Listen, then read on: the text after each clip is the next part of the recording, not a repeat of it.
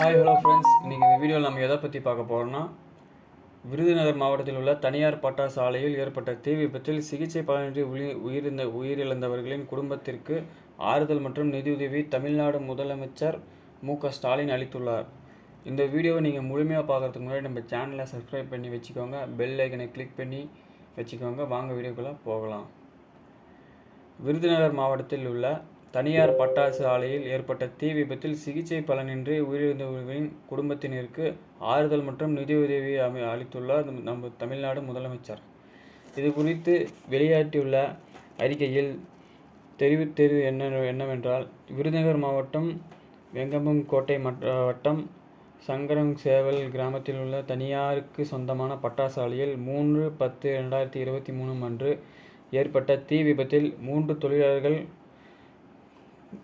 கொடுக்காயங்கள் ஏற்பட்டு மேல் சிகிச்சைக்காக விருதுநகர் அரசு மருத்துவக் கல்லூரி மருத்துவமனையில் அனுமதிக்கப்பட்டனர்.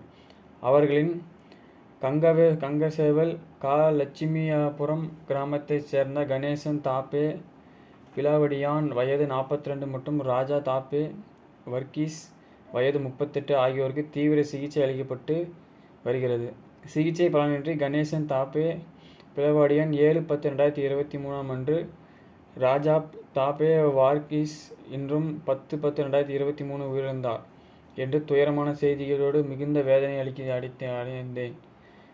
இவ்விபத்தில் உயிரிழந்தவர்களின் குடும்பத்தினருக்கும் அவர்களது உறவினர்களுக்கும் எனது ஆழ்ந்த இரங்கலையும் ஆறுதலையும் தெரிவித்துக் கொள்கிறேன் என்று சொல்கிறார். அவர்களுக்கு குடும்பத்திற்கும் தலா 3 லட்சம் ரூபாயும், காயமடைந்த மருத்துவமனையில் தொடர்ந்து சிகிச்சை பெற்று வரும் முத்தம்மாள் காப்பே மாரிமுத்து என்பவருக்கும் 1 லட்சம் ரூபாயும் முதலமைச்சர் பொது நிவாரண நிதியிலிருந்து வழங்க உத்தரவிட்டுள்ளேன் என்று குறிப்பிட்டுள்ளார்.